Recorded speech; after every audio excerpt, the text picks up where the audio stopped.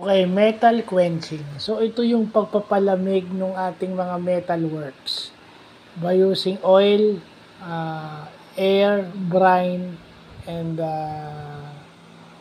air, oil, at saka brine. Usually, yun yung ginagamit, Tsaka water, no?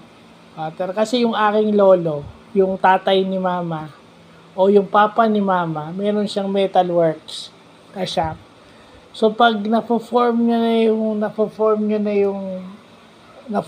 nung mga tauhan niya yung shape ng metal using yung parang griller, di ba? Pinapalamig yun kasi pinapainitan yun eh.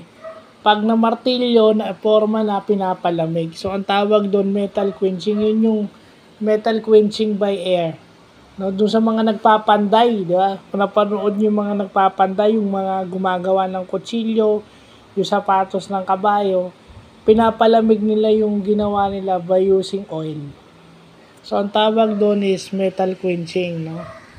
So, una muna, may 3 stages daw yan. Vapor blanket. So, ibig sabihin, nagkakaroon ng vapor yon. Pag yung quenchant, yung air, yung oil, tsaka yung brine, pati yung water is in contact with the metal. Ang tawag doon sa mga pampalamig na yung quenchant.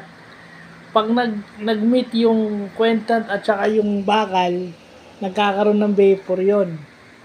And then, stage 2 na i-envelope o kumakalat sa buong metal yon hanggang sa lumamig yung bakal.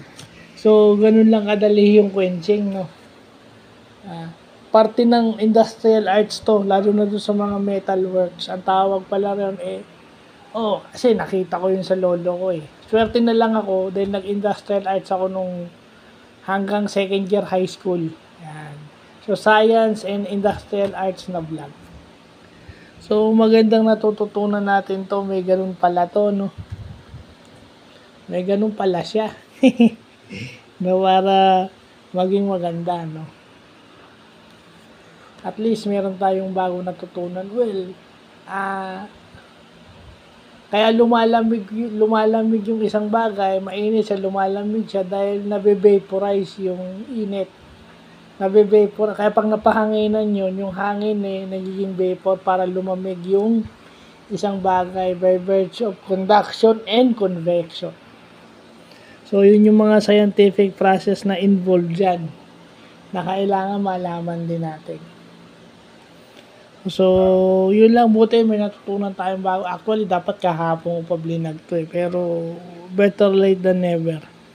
So, yun lang po.